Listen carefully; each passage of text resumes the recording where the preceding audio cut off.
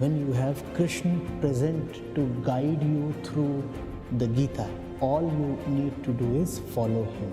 Remember that Krishna is already there. Don't imagine, don't speculate. The Gita is an instruction to be followed. The Gita is a song to be loved.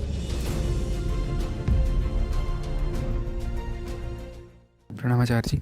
So sir, my question is that when I'm doing something, like telling people like what is correct or what is not correct, I'm seeing that, deep down there is desire within me, like an ego tendency.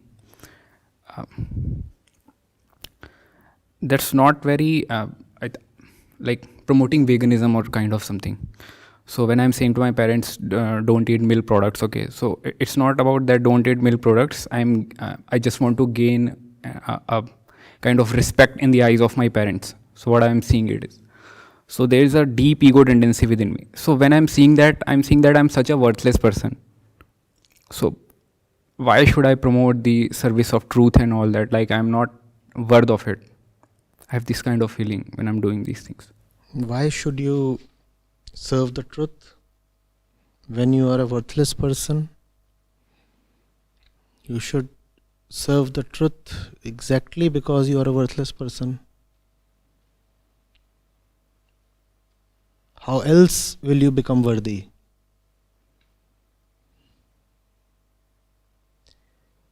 One becomes worthy by committing to the right thing. What else is the definition of worth, value? Value is always in context of the evaluator, right? A thing holds value to you when that thing can raise your consciousness.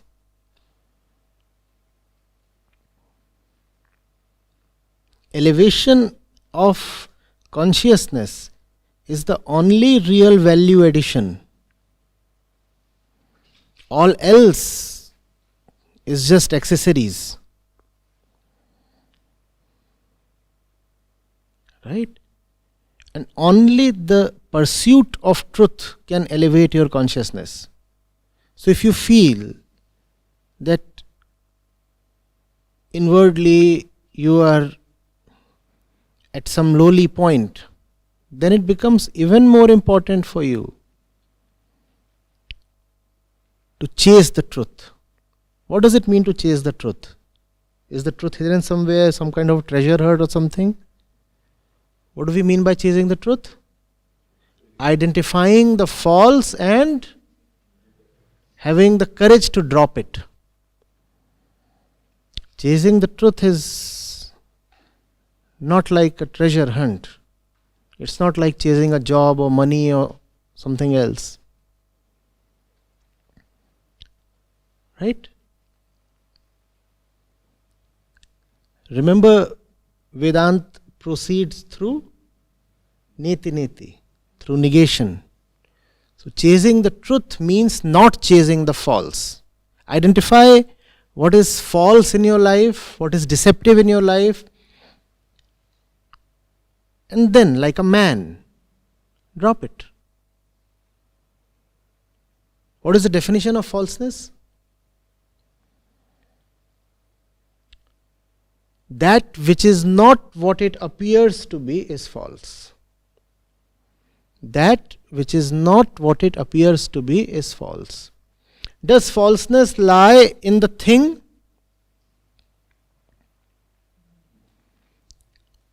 I think this is a rocket launcher.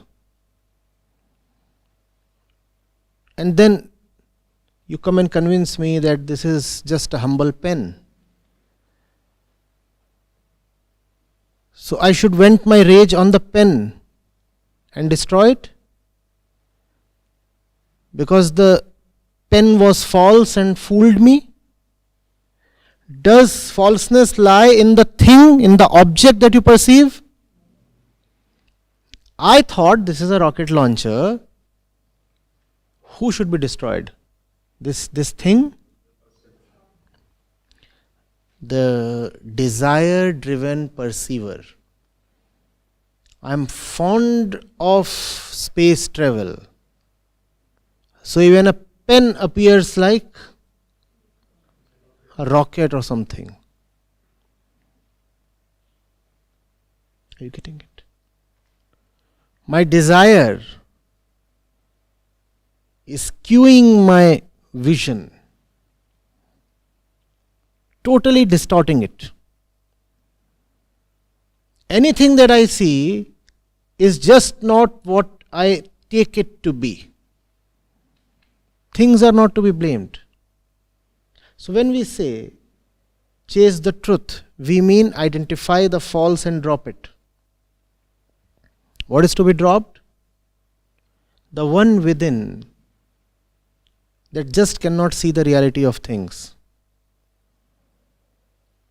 See how we are our own enemy. See how we create castles out of thin air. And when they collapse, we curse the world. Most of the castles we build in life have no foundation at all. Any wonder they collapse?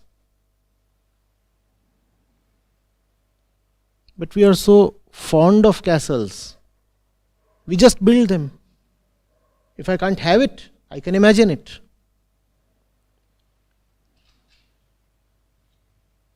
I want a divine fairy in my life. So what do I do? What do I do? I close in on the next door girl and declare her to be the divine fairy. And then I'll say beauty is in the eyes of the beholder and love is blind and such things. If I can't have what I want, I'll imagine it. That's my state. That's called dishonesty. That's what is falseness. That's what needs to be dropped. The girl next door might actually be a nice human being, but she is in no way the fairy of your dreams. However, if you can drop the fairy obsession, you might get a decent friend in her.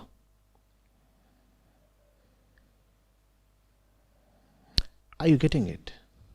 Dropping the false is not about playing morally superior and breaking up with all and sundry, saying, I'm on a mission to drop the false. After all, I'm a spiritual person. AP told me to drop all falseness. So I'm dropping my mother, my scooter, my hen, my pen. I'm on a dropping spree. Everything has to be dropped.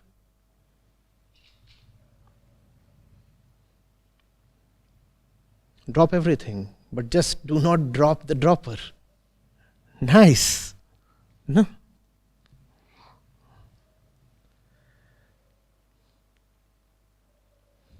Things are just things. People are just people. They are not the meanings that you assign to them. And remember, the meanings that you assign to them hardly arise from those things or people or objects. The meanings arise from your own desirous state.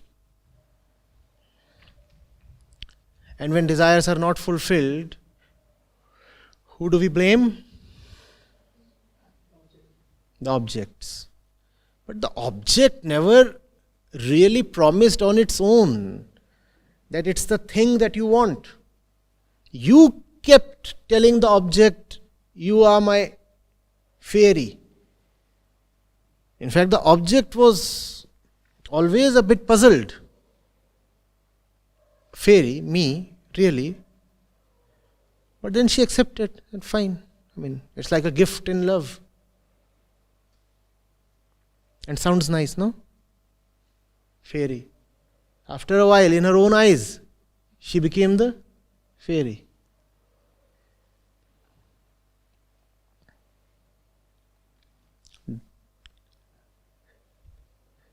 Inquire inquire, drop, drop. Drop what? Not the things in your life, but your perception of them. Just as there is nothing worthy of being attached to, equally and obviously, there is nothing that deserves your hatred. And it's obvious that attachment and hatred are close cousins. No? You don't have to be attached to anything. Equally, you don't have to despise anything. Just know what that thing really is. And then there is the right state of living. You can even call it love. Are you getting it? Now don't go home and start quarreling with your parents. Ma and Papa are false. No, they are people. No object is false. An object is just an object. Know them for what they really are. And then you will be unable to hate or despise. Just as you will be unable to be attached. Attachment will drop, and so will aversion.